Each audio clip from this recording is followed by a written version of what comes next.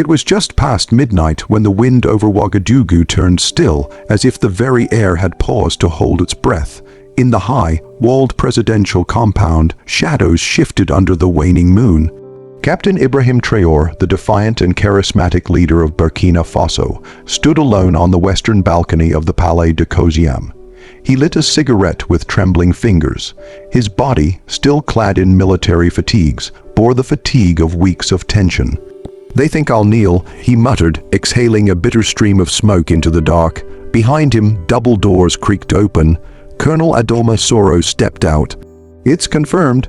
The intel from General Diabates Mole was accurate. There's a credible plot, boss. An attempt is being prepared. We have 24 hours, max."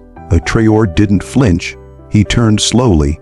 "Who?" Soro hesitated. "The list is long, but the orders come from someone inside our own Council for the Preservation of Sovereignty, possibly Major Sanu." Traoré's eyes narrowed. "Sanu, that snake. I made him what he is. He swore loyalty." Soro nodded. "He may still be loyal, but his ambition is stronger." A long silence fell between them. Traoré's face, lit in fleeting moments by his cigarette's ember, looked carved in stone. Then he flicked the cigarette away. "Assemble the inner circle. No aides, just the 10. By 1:00 a.m., the war room was locked down. A red bulb above the steel door glowed ominously. Around the circular table sat a powder keg of tension lieutenant, Colonel Isaka, a staunch loyalist, General Compayor, who had his own presidential dreams, Minister of Intelligence Rakiatu Diallo, cold as steel and twice as sharp, and others whose faces revealed nothing. "We are under threat," Traoré began, his voice low but firm, "not from jihadists, not from France, but from one of our own. There's a plot to end my life within 24 hours. A chill swept through the room. Some shifted in their seats. Compayor leaned forward, voice calm. "Do we know the traitor? We suspect Sanu," Soro replied, "but others may be complicit." Diallo, the only woman in the room, sipped her espresso, eyes trained on Traoré. "Do you have proof? Enough to act, not enough to convict in the eyes of the world." Traoré replied, "Which is why we're not waiting for proof. We're hunting ghosts before they strike."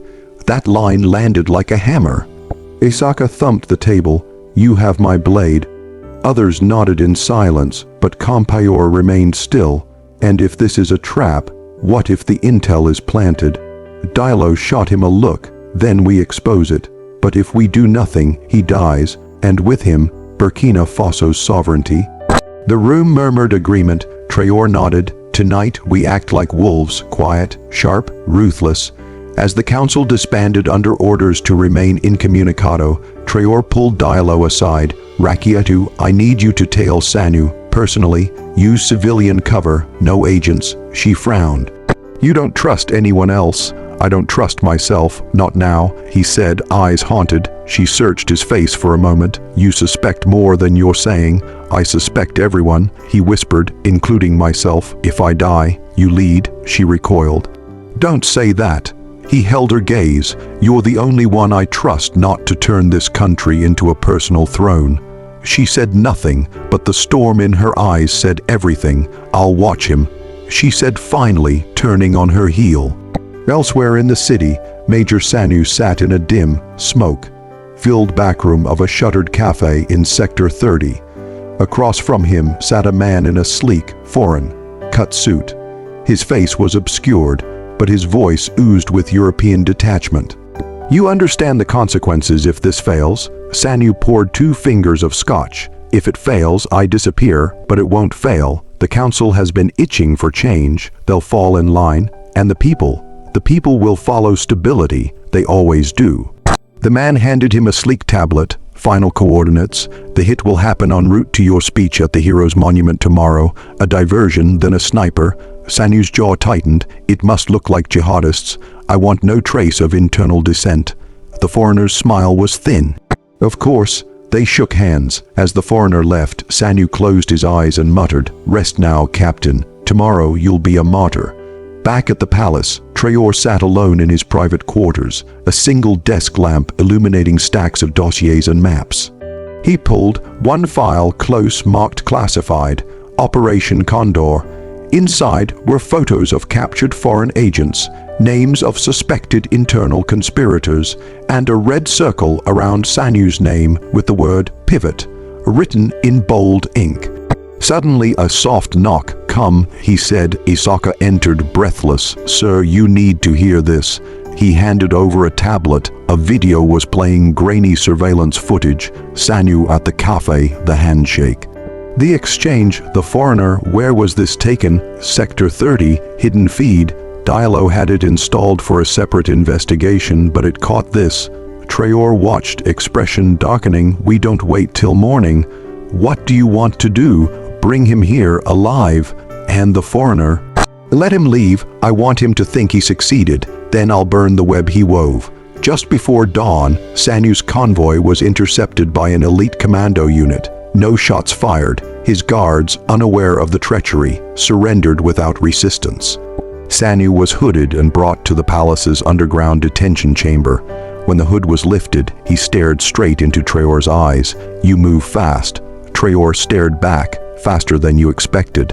Sanyu gave a slow, bitter smile. "You still don't see it, do you? You're the reason this country's eating itself alive. Not France, not jihadists, you." Traoré's jaw twitched. "And your solution is a bullet to the head." "My solution." Sanyu spat was stability, not your revolutionary fever dreams. The people are tired. They want roads, not rhetoric. Traoré turned away. "You're not wrong," he said quietly. Then he whirled back. "But you tried to murder the presidency." "The presidency is already dead," Sanyu snapped. "You've made yourself king under another name." A silence stretched. Then Traoré said, "I'll put you on trial. Public, transparent. You'll lose the army." Sanyu replied, "They'll see you as weak." "Maybe," Traoré said. "But maybe they'll see I'm not them." He walked out, leaving Sanyu in the darkness. At 7:00 a.m., news broke on state television. An attempt on the life of President Traoré had been foiled. A senior officer had been detained. The city buzzed with confusion. Markets were empty, streets hushed. Rumors swirled. Was France behind it? The Wagner Group, the rebels, at a special press conference. Traoré appeared flanked by Diallo and Isaka. Cameras clicked furiously. His face was pale but defiant. "Last night," he began, "I faced a truth no leader wants to admit, that betrayal does not always wear foreign colors. Sometimes it wears your flag." The crowd of journalists was silent.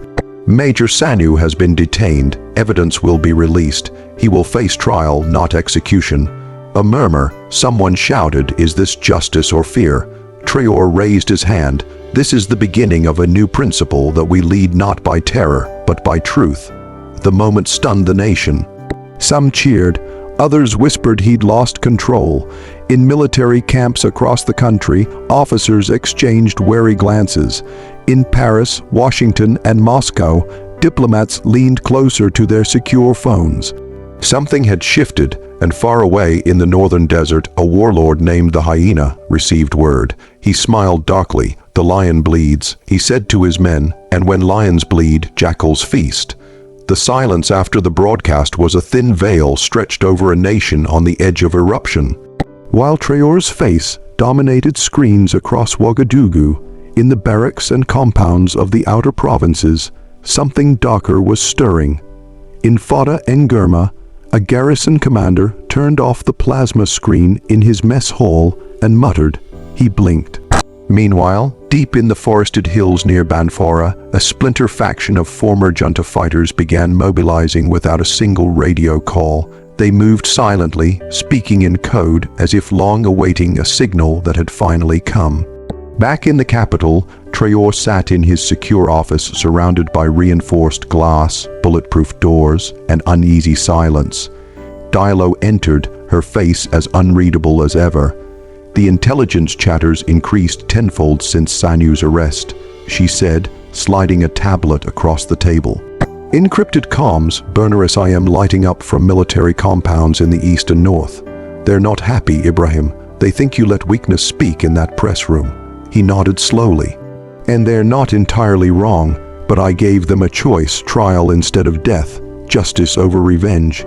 If that doesn't hold this country together, then we were never a country to begin with. She gave a tight nod, then added, There's another development. A courier from the Russian consulate tried to deliver a gift to your security chief this morning. What kind of gift? A USB stick containing surveillance footage of you from last month meetings, routes, blueprints of the palace's west wing, highly detailed. It didn't come from Russia. Then who? Likely the Hyena. That name chilled the room. So he's back. Traoré leaned back in his chair, tapping the table. Tell Soro to double palace security. No one leaves, and track every council member's movements. If this web's spreading, we pull the threads now. By nightfall, the city began to feel more like a loaded weapon. Checkpoints clogged with nervous soldiers, helicopters crisscrossing in formations, power outages flickering in districts that hadn't gone dark in years. But none of that compared to what happened at 11:37 p.m. when the northern gate of the presidential palace exploded in a calculated breach, not from outside, but within. A detachment of the 8th Battalion, previously loyal, had turned. Under the cover of night and confusion, they opened fire on internal security, attempting to create a breach large enough to insert an unknown individual into the palace. Alarms blared. Lights turned crimson. Within seconds, Captain Isaka took command, barking orders as he pulled Traoré out of his private quarters. "Sir, it's an inside op, coordinated, precise. Where's Diallo, holding the west wing with a dozen men? Get me to her." As they dashed through a side corridor, bullets ricocheted overhead. They passed two bodies slumped in blood palace guards. Isaka cursed. They shot first. No hesitation. This wasn't about scaring you. They came to finish it. They reached the Western Command room just as Diallo opened the door. Her eyes flashed when she saw Traoré. "They've taken the East Wing," she said quickly, "but we're jamming their comms. Whoever is behind this didn't expect resistance this fierce. They underestimated us," Traoré growled. "Or they knew something we didn't," Diallo added. "There's a new player in this game, someone who gave the order to turn units from the inside." "You think it's Compayor?" Isaka asked. Diallo hesitated. "He's missing, last seen leaving his estate this afternoon, no signal since. All vehicles still parked, and one of his aides was caught fleeing with foreign currency, CFA francs, euros, and gold coins. He's fled," Traoré said grimly. "Or he's waiting to step in once I fall." Downstairs, in a holding cell that should have been impenetrable, Major Sanu stood by his cot, staring into the blinking red eye of a hidden security camera. He didn't smile, didn't speak, just stared. Then he raised his hand, two fingers held up peace or countdown, no one knew. But at that very second, something snapped in Traoré. "We're not waiting anymore," he said to Isaka and Diallo. "We end this tonight." He activated the master key on his wrist, authorizing Code Marigot, a palace-wide lockdown that activated defense drones, sealed external exits, and triggered counter-intelligence scramblers to erase digital records from outside access. Within minutes, the traitorous soldiers were pinned down, but then came the twist. As they retreated, two of them dropped smoke grenades and pulled off their helmets. They were not soldiers, at least not Burkina. One had Russian tattoos, the other wore a South African PMC insignia. "Mercenaries," Diallo whispered, "hired by someone outside our chain of command. This wasn't just a coup, it's an outsourced execution." "Then the real traitor isn't just Sanu," Traoré growled. "He was the smoke, the fire's still burning somewhere in this palace." They moved quickly. Isaka led a team to retake the East Wing. Diallo coordinated drone sweeps. Traoré descended into the sublevel. He had a name to confirm someone he'd hoped wasn't involved. Colonel Mahamain, his old war brother. They'd fought together in the north against Al-Murabi town, but lately Mahamain had grown distant. Too quiet, too calculating. As Traoré entered the data operations room, a coldness swept over him. Mahamain stood alone by the console. "I knew you'd come," he said without turning, "and I knew you'd be behind this," Traoré replied. "But I didn't want to believe it." Mahamain sighed. "You should have killed Sanu, that would have been enough. But you showed mercy, and mercy in this war is suicide." "So you hired mercenaries?" "No, I gave them a door. They walked through it themselves." "Why?" Because you've become the thing we fought against, a man so obsessed with protecting the dream that you've forgotten who dreams it. That's not your choice to correct. Mahamane turned now, eyes sharp. No, but I chose anyway. In a sudden lunge, Traoré was on him, fists flying. The two men crashed into the console, monitors shattering. It was primal, personal, years of buried betrayal erupting in the blink of an eye. Traoré finally pinned Mahamane with a punch that broke his nose. Blood poured. You're finished, he said. Mahamane laughed bitterly. You think this ends here? You think this palace is your ark?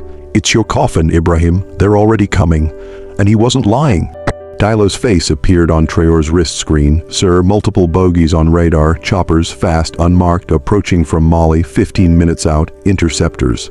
Already scrambled, but that's not all. We intercepted a coded message from Compayor. He's broadcasting a new provisional government message through satellite feed. In 1 hour, he'll declare himself acting head of state.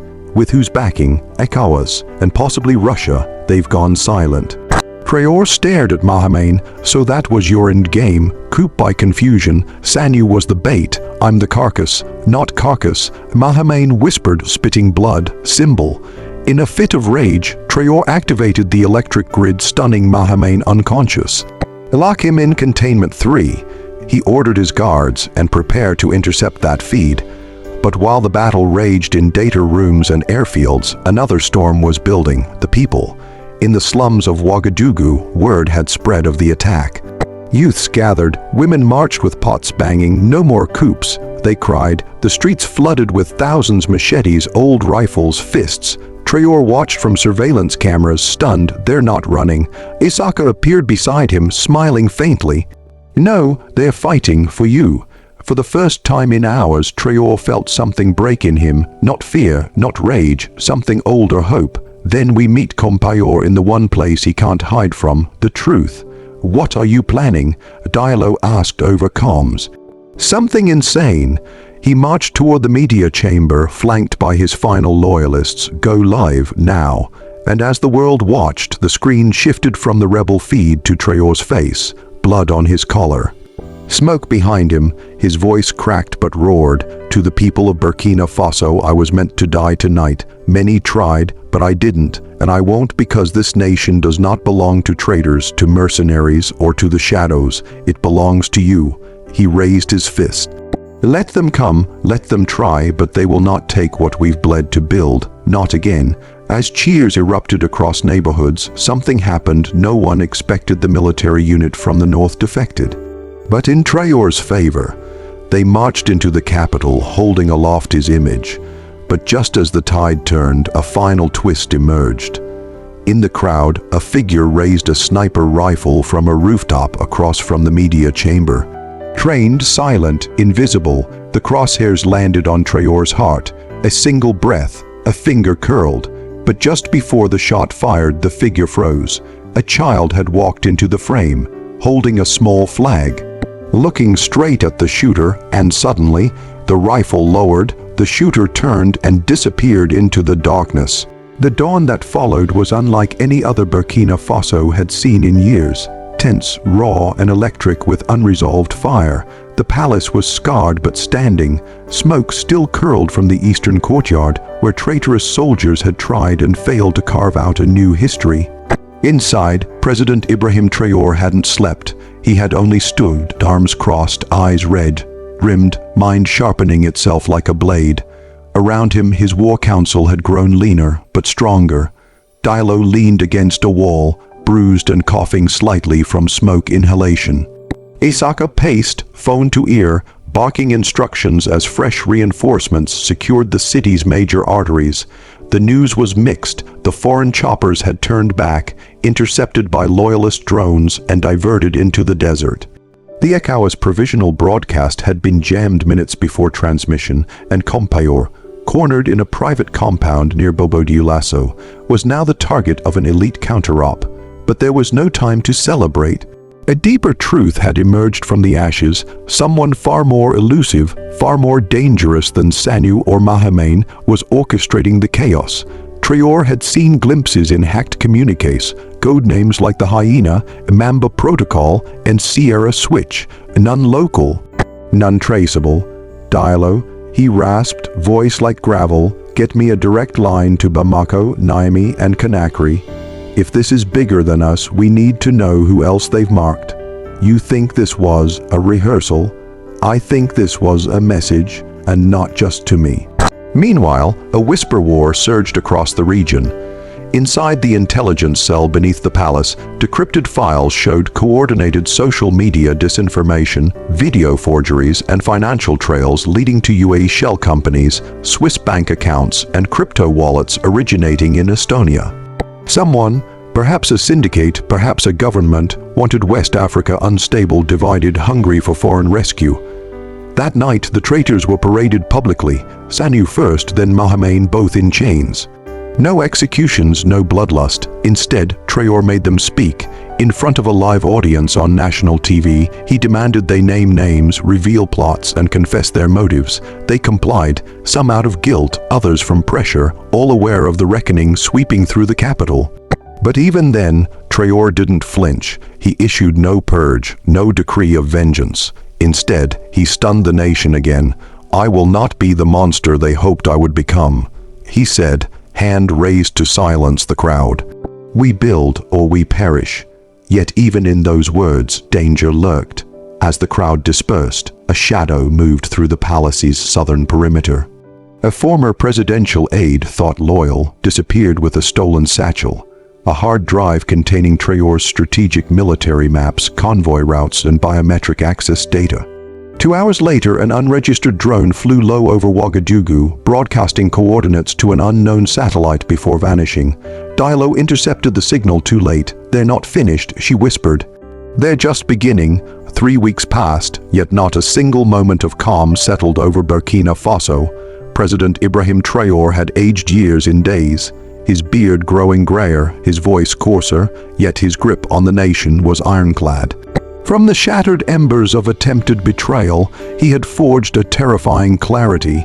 Every cabinet meeting, every security review, every intelligence dossier came to him now with double encryption, triple verification. The air around him crackled with the energy of a man haunted by a secret only he understood.